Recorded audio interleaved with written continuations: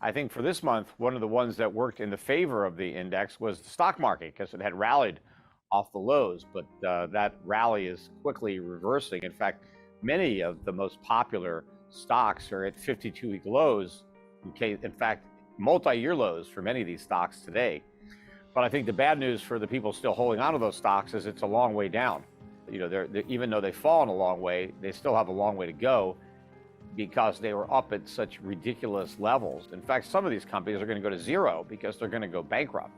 And, in the environment of rising rates and higher inflation, a lot of these companies that have no earnings are going to have a difficult time staying in business. Maybe it's a depression, and that would be the way that they would end up being wrong. But if you remember, the Great Recession started in 2007.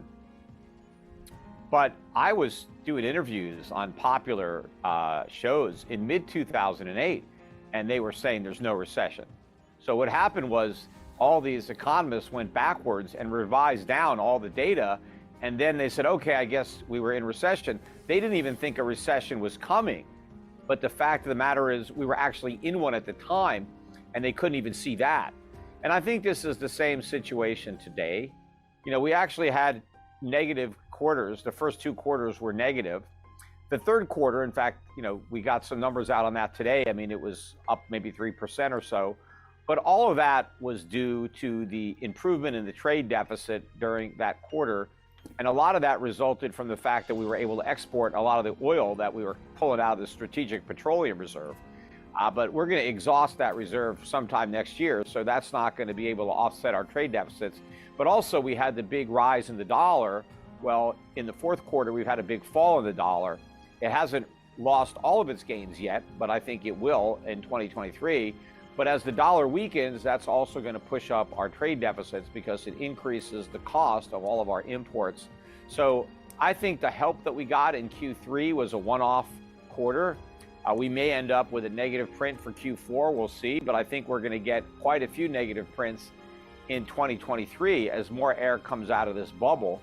And then I think it's going to be very hard for the recession deniers to continue to put a positive spin on this economy. They're going to have to admit that we're in recession. The question is the Fed going to change course as a result of that admission, or is it going to continue with the rate hikes and quantitative tightening, making a bad situation worse, which is what it should do. But the question is, will it do that? I think the real reason that the dollar rose was not just that rates rose, but that the markets believed that these rate hikes were going to work, in that they were going to bring down the inflation rate.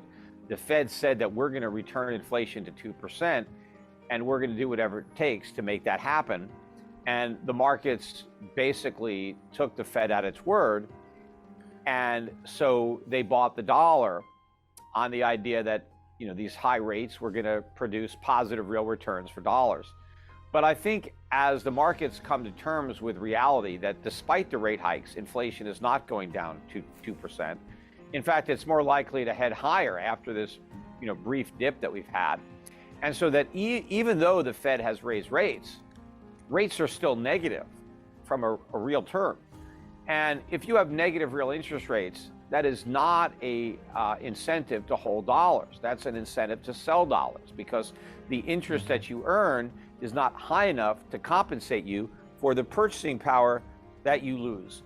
And so when investors figure this out, I think the dollar is going to fall sharply, and that's going to exacerbate the problem that the Fed is dealing with, because the strength of the dollar limited the rise in consumer prices in the United States in 2022. So even though prices were up a lot, they would have been up even more had the dollar not been strong relative to other currencies. Well, if the dollar really weakens in 2023, that's going to add additional upward pressure to already rising consumer prices. Remember, all these countries were experiencing inflation. Most of the Eurozones, their inflation rates were higher than ours. I mean, they're still looking at, over 10% year-over-year inflation rates in many European countries. So all currencies were losing value. It's just that on a relative basis, it's like if I'm going backwards at 10 miles an hour and the car next to me is going backwards at 20 miles an hour, relative to the car going backwards at 20 miles an hour, I'm moving forwards. but I'm not moving forwards. In reality, I'm still going backwards. And so even though the dollar was strengthening relative to the euro or the yen, it was still losing value in real terms. Just it was losing value more slowly than the euro or the yen. I think the difference in 2023 is we're going to lose value more rapidly.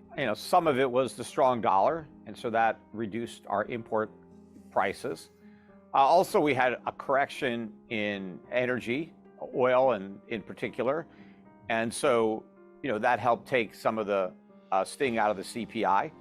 Other commodities also pulled back. So on the headline number, we got some relief. But of course, on the core, not so much. A lot of the prices continued to rise, even as some of the headline numbers were coming down. But also remember, prices continue to go up. It's not like they're coming down. They're just going up a little more slowly than they were going up before. But if prices were too high, even a little increase is still a problem. What we need is for prices to go down. We need to, for prices to recover. Or for consumers to recover some of their lost purchasing power by having consumer prices actually fall. But that ain't going to happen. Right. All we can hope for is that they rise more slowly. In fact, that's what the Fed's goal is. The Fed's goal isn't to reduce prices. The Fed's saying that we're hoping to reduce the annual increase to 2%. But those 2% increases are going to come on top of all the increases that preceded them. So if prices go up, I think over the last 2 years, they're up better than 15%, even the way the government measures them. In reality, they're probably up closer to 30%.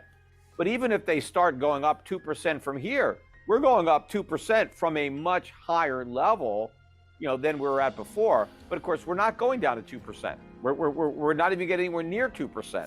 Before we get close to 2%, we'll be above 10%. I don't know that the rate hikes had much to do with it, other than maybe they had something to do with the break in commodity prices temporarily. Because remember, those rising interest rates actually feed into higher consumer prices. Because people forget that, interest rates are prices, right?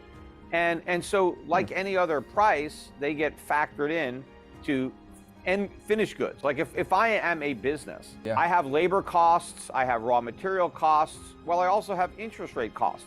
Maybe I borrowed some money to build a plant or whatever I'm doing.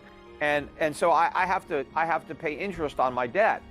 Well, if interest rates go up, well, that's a cost of doing business. Well, I might have to raise prices to cover that. Same thing if you're a landlord. What if I own a bunch of apartment buildings and I have debt on those apartment buildings? Yes, I have costs that I need to recover, but one of those costs is the interest on the money I borrowed. So I may have to raise rents on my tenants to cover the higher cost of servicing the money I borrowed to buy the apartment complex in the first place. So as the Fed is raising interest rates, that is also working to raise prices. Higher mortgage rates mean that house prices are going to come down. They've already started to come down. But the cost of owning a home is not going down. The cost of owning a home is going up. The cost of buying a home is going up, even if the price is down. Because when you buy a house, the price is not even that important for most people because they mortgage the price. They don't have the money, they have to borrow it. And even if the price goes down 10 or 20%, based on how much higher the mortgage rates are, it's actually more expensive to buy a cheaper house today because of your monthly payments. But your monthly mortgage payment is not it.